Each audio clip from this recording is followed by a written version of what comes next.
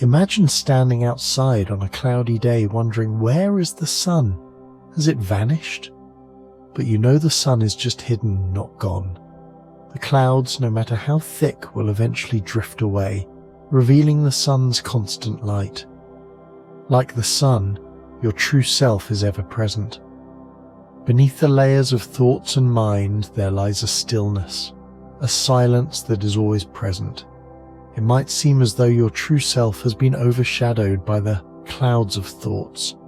But remember, these thoughts are temporary and fleeting. They come and go, but your true nature remains unchanged, untouched by them. When thoughts arise, don't cling to them.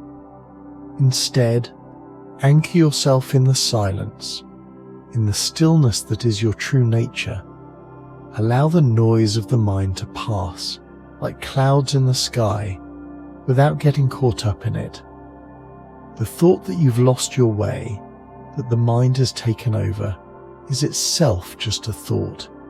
It's a thought that feeds the mind, giving it power, and in doing so, it creates the illusion that it has obscured your true self. Pay no attention to these thoughts. Instead, remain as the silent witness, and in time, perhaps in an unexpected moment, you'll transcend all of this. Transcendence doesn't mean ignoring thoughts in the usual sense.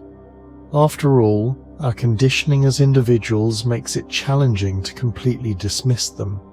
But when you transcend, you move beyond the clouds and realize that the sun, your true self, has always been shining. Nothing can hide it.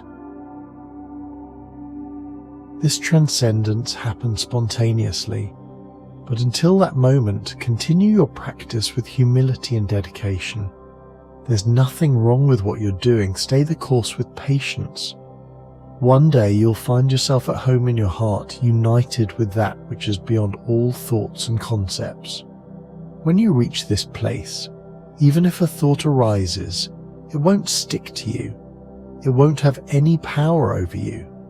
Thoughts only derive their power from the belief that you are the body, that you are the mind. This identification is what keeps you bound and frustrated. As long as they exist, thoughts will persist, and so will the journey of spirituality. If you're deeply invested in playing a role in this life, how can you be a witness? You have to make a choice. You can't be both. Stay as the witness to everything. This witnessing is nothing more than abiding without mind, without body, without the ownership of mind and body. Mind, body, world, situations and actions are all interconnected, but they cannot disturb the witnessing self. The mind cannot grasp this witnessing self because its reach extends only as far as the ego sense. The mind only knows the after effects of witnessing. It perceives the fragrance of peace and bliss and labels it as an experience. These momentary experiences are signposts on your journey, but don't get attached to them. Don't call them experiences, as this is merely mind talk. Sometimes these very experiences can become obstacles as the mind craves more of them and becomes frustrated when it doesn't achieve them. This perpetuates individuality. True liberation comes with total acceptance of whatever is happening. You don't need to fix anything in this life, just be. This being is a state of awareness that is always there, but we often overlook it. This witnessing happens when you realize that no one is making an effort, not even in your spiritual practice. The one who is putting in effort is the problem, and that one must disappear. The one who claims to be working hard, who says, "I am doing everything, but still I can't stay there," must vanish. The one who comes and goes must go.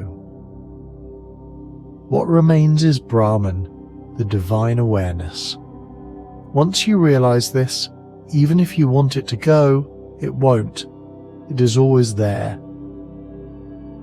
Focus all your attention on the witness and dissolve into it completely, leaving no trace of the ego behind. Don't leave the task unfinished, complete it fully. This is a path of no return.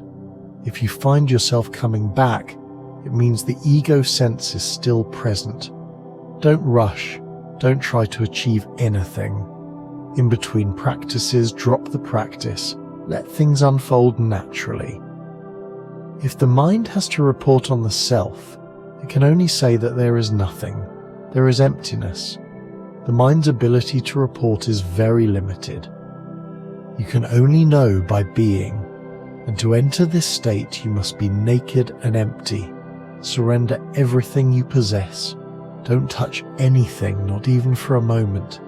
Enter the state of emptiness. This is the way to transcend the mind and body, to dissolve into the divine awareness.